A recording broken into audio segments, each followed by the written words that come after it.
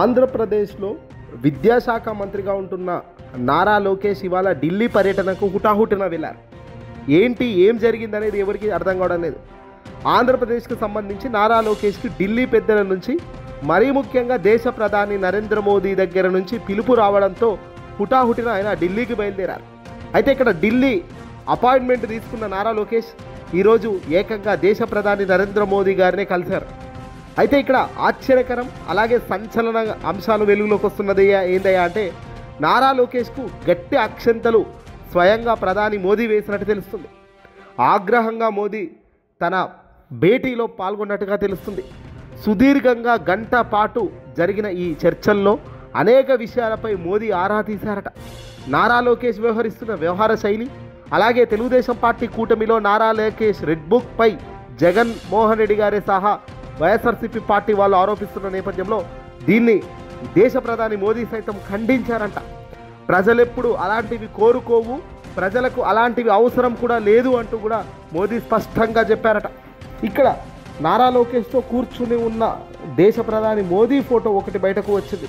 ఆ ఫోటోలు చూస్తే నిజంగా ఒక్కొక్కరు షాక్ అవ్వక తప్పదు.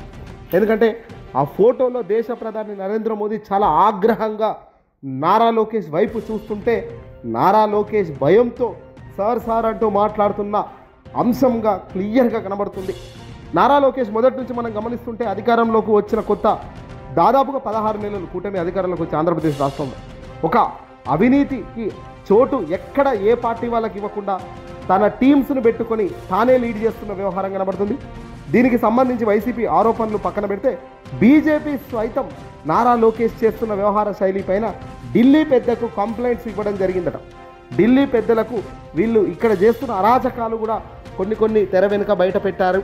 దాంట్లో భాగంగానే హుటాహుటిన నారా లోకేష్ను పిలిపించి మరి బేసిక్గా ఆంధ్రప్రదేశ్కి సంబంధించి చంద్రబాబు నాయుడు గారు ముఖ్యమంత్రి స్థానంలో ఉండి ప్రధాని హోదాలో దేశ ప్రధాని వద్దకు వెళ్ళి సాధారణంగా కూర్చొని మాట్లాడొస్తుంటారు.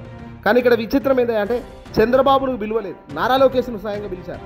ఒక్కటే పిలిచారు. అందులో భాగంగా ఇక్కడ ఒక్కడే పోయిన నారా లోకేష్కు దేశ ప్రధాని నరేంద్ర మోదీ కూర్చొని అసలు ఏంటి అని, పెండింగ్ ప్రాజెక్టులు ఏంటి, నీ కథ ఏంటి అని మొత్తం ఆరాధిస్తారట. రాష్ట్రంలో అధికారంలోకి వచ్చిన కూటమి అసలు పని ఏమైనా చేస్తుందా, లేదంటే ప్రజల్ని భయపెడుతుందా అంటూ కూడా ఆయన ఆగ్రహం వ్యక్తం చేసిన అంశం క్లియర్గా తెలుస్తుంది.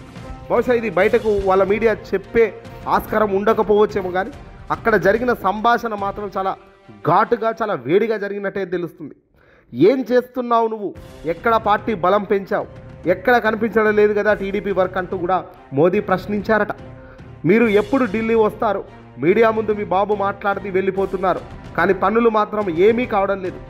దేశ ప్రధాని మోదీ అమరావతి గురించి ఆరాధిస్తారట, పోలవరం గురించి ఆరాధిస్తారట.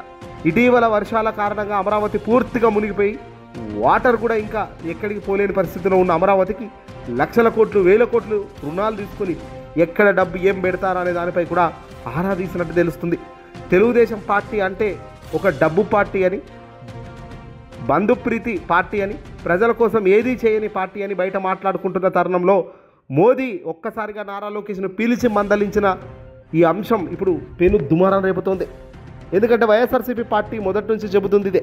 రెడ్ బుక్ రాజ్యాంగం అంటూ ఒక కొత్త గైడ్ను పట్టుకొని ఆ గైడ్ను చూపిస్తూ ప్రజలను ఇబ్బంది పెడుతూ పోలీస్ వ్యవస్థను పూర్తిగా తమ చెప్పు చేతుల్లో ఉంచుకొని పరిపాలన చేస్తూ పోతున్న విధానం ఢిల్లీ వాళ్ళకి తెలియదా? ఢిల్లీ ఇంటెలిజెన్స్ రిపోర్ట్ ఎప్పటికప్పుడు ఆంధ్రాలో ఏం జరుగుతుందో వాళ్ళకి అందించదా? అంత అమాయకంగా ఢిల్లీ పెద్దలు ఉంటారా? వాస్తవానికి ఎప్పుడు కూడా ఢిల్లీ పెద్దలు ఎప్పుడు ఎక్కడ చెక్ పెట్టాలో అక్కడ చెక్ పెడతారు, లేదంటే పెను ప్రమాదం దారితీస్తుంది. కాబట్టి ఇప్పుడు స్వయంగా నారా లోకేష్ను అసలు ఢిల్లీకి పిలవాల్సిన అవసరం ఏముంది?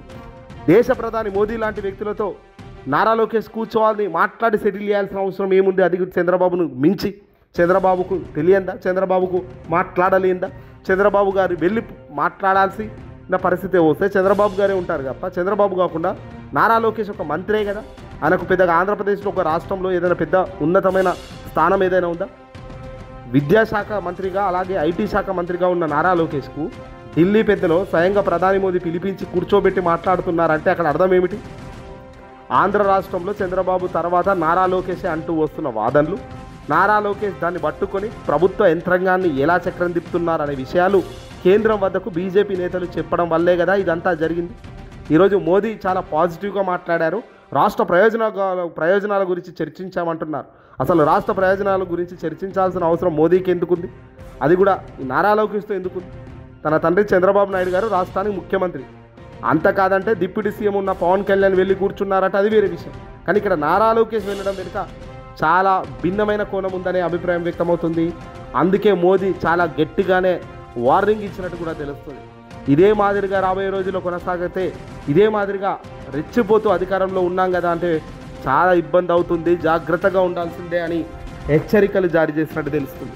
చిన్న చిన్న విషయాలు కూడా కేంద్రం ఇప్పుడు పెద్దగా తీసుకుంటుంది. ఎందుకంటే కేంద్రం కూడా తమ స్థానాన్ని నిలబెట్టుకునేందుకు పెను సవాలుగా మారిన సమయం రాబోతున్న తరుణం కాబట్టి వాళ్ళు కూడా ఎక్కడ ఇబ్బంది లేకుండా చూసుకునే కార్యక్రమంలో భాగంగానే అడుగులు వేస్తున్నారు. చాలా బిజీ షెడ్యూల్లో ఇంత దారుణంగా ఊహించని రీతిలో ఒక మంత్రిని పిలిచి కూర్చోబెట్టుకొని మాట్లాడాల్సిన అవసరం కేంద్రంకు లేదు.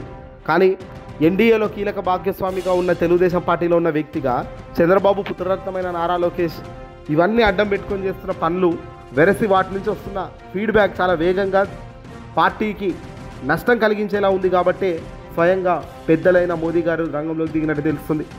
ఇక చంద్రబాబు నాయుడు గారికి ఎప్పటి నుంచో హెచ్చరికలు జారీ అవుతున్నాయి. ముఖ్యమంత్రి స్థానంలో ఉన్న చంద్రబాబు నాయుడు గారు చేస్తున్న తప్పులు రాబోయే కాలంలో ఇది జనసేనకు బీజేపీకి కూడా అంటబోతున్నాయి. ఆ అంటే కార్యక్రమాలు తుడుచుకునే కార్యక్రమాలు చేయకపోతే వాళ్ళకి ఇబ్బందే. ప్రజలే తీర్పు బలంగా చెబుతారు. ఏదైనా రాజ్యాంగంలో ప్రజల బలం కన్నా మనిషి బలం ఎప్పుడు పనిచేయదు. ప్రజలు ఆశీస్సులు ప్రజల మనసులో గొప్ప స్థానం దక్కించుకోవడమే 10,000.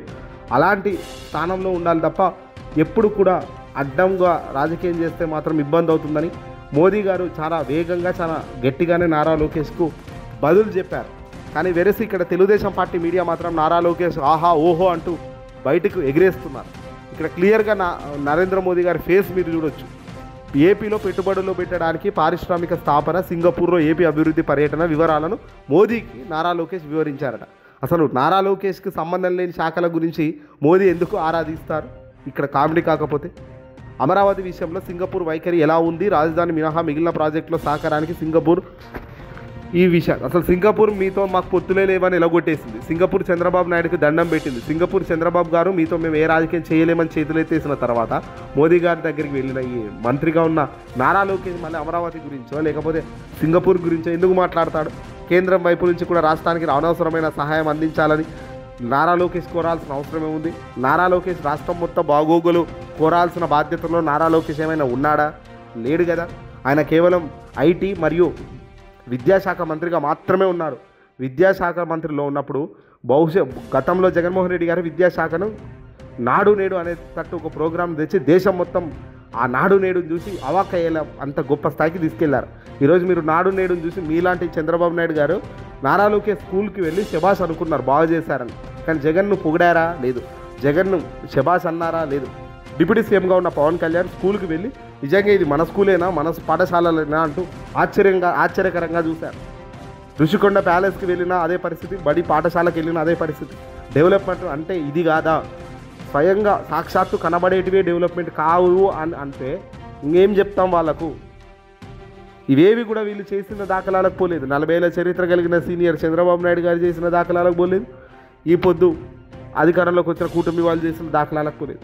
దేశం మొత్తం ఒకవైపు తిరిగి చూసేలా చేసిన వ్యక్తి జగన్ ఈరోజు కేంద్రం ముందు తలదించుకుంటూ లిక్కర్ స్కామ్లో జగన్పై ఒత్తిడి తెస్తూ జగన్ అరెస్ట్ చేయాలంటూ ఇలాంటి కార్యక్రమాలు చేస్తున్నారు. దీనిపై కూడా మోదీ గారు నారా లోకేష్కు మొట్టికాయలు వేశారట.